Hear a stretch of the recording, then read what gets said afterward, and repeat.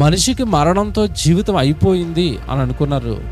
కాదు, మరణం తర్వాత మరో జీవితం ఉంది అని ప్రాక్టికల్గా యేసుప్రభు జీవితాన్ని ముందు పెట్టి ఈ ప్రపంచానికి మరణం తర్వాత మరో బ్రతుకుందని దేవుడు నేర్పించాడు, చూపించాడు, కళ్ళకు కట్టినట్టుగా చూపించాడు.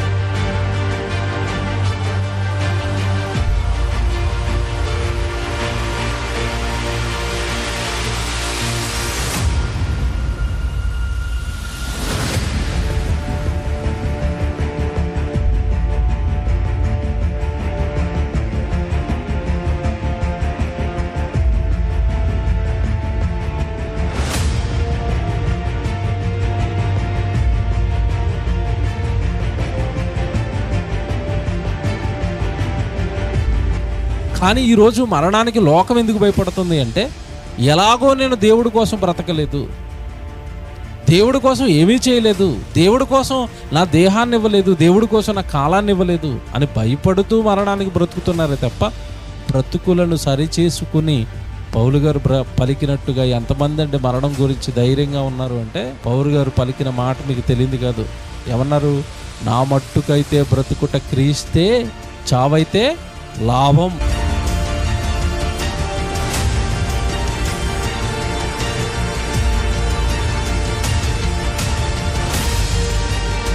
చావుతో ఏంటండి లాభం? ఏదైనా వ్యాపారం చేస్తే లాభం అనొచ్చు, ఏదైనా పంట వేసానండి 4 ఎకరాలు లాభం వస్తుంది అనొచ్చు. కానీ పౌలు గారు దేంతో లాభం అంటున్నాడు? చావుతో లాభం ఏంటండి? చావుతో లాభం ఏంటంటే, చావు తర్వాతే మనిషి ఎక్కడికి వెళతాడో తెలుసా? తాను ఏ లోకం నుండి అయితే బయలుదేరి వచ్చాడో ఆ లోకానికి మనిషిని తీసుకుని వెళ్ళేదే చావు, మరణం. అప్పుడు బైబిల్లో మీకు 2 కనపడతారు, ధనవంతుడు, లాజరు. బాగా ఆలోచించండి. బైబిల్ ధనవంతుడు, లాజరు 2 కనపడినప్పుడు ఏమంటే చనిపోయారట ఇద్దరు. వాళ్ళ దేహాలు భూమి మీద పాతి పెట్టబడ్డాయట.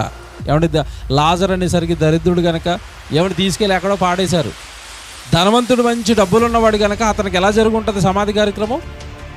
చాలా ఘనంగా గొప్పగా బండిలో తీసుకెళ్తూ ఊరేగిస్తూ ఏమంటే బ్యాండ్లు పెట్టి మొత్తం మీద అతన్ని సమాధి చేశారు, ఇతన్ని సమాధి చేశారు. విషయం ఏంటనుకున్నారు? భూమి మీద డబ్బున్నా, అధికారం ఉన్నా, అందం ఉన్నా, హోదా ఉన్నా, మరణం తర్వాత ఇవేవి కూడా ఆత్మకు వర్తించవు. మర్చిపోకూడదు. వీళ్ళిద్దరు భూమి మీద పడిపోయారు. ఒక దరిద్రుడు చనిపోయాడు, అక్కడ ధనవంతుడు చనిపోయాడు. ఇద్దరు ఆత్మల పరిస్థితి ఏంటయ్యా చనిపోయిన తర్వాత అంటే, లాజరేమో నెమ్మది పొందుతున్నాడట, ధనవంతుడేమో యాతన పడుతున్నాడట. అదేంటండి? ఏంటండి ఇద్దరికి తేడా? భూమి మీద అధికారం ఉంది కదా, ధనవంతుడు ఆస్తి ఉంది కదా, సంపద ఉంది కదా, మంచి మంచి వస్త్రాలు ఉన్నాయి కదా, ప్రతిదినము సుఖపడ్డాడు కదా. ఎందుకంటే అతని జీవితం అలా మారిపోయింది అంటే, ఇదిగో ఇవే శరీర కార్యాలలో తన జీవితాన్ని ముంచుకున్నాడు.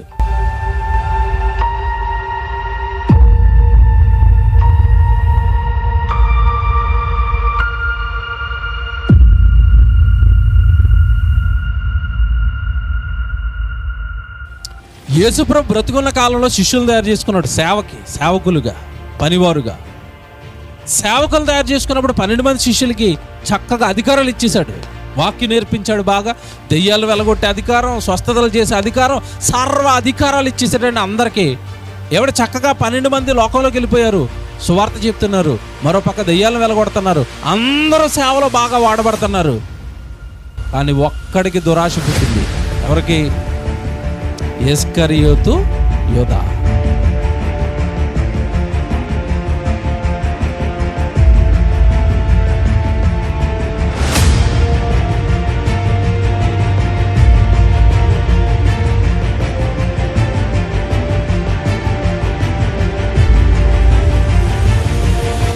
ప్రభు ఇచ్చిన ఘనత సరిపోలేదట, ప్రభు ఇచ్చిన చక్కటి వరాలు సరిపోలేదట.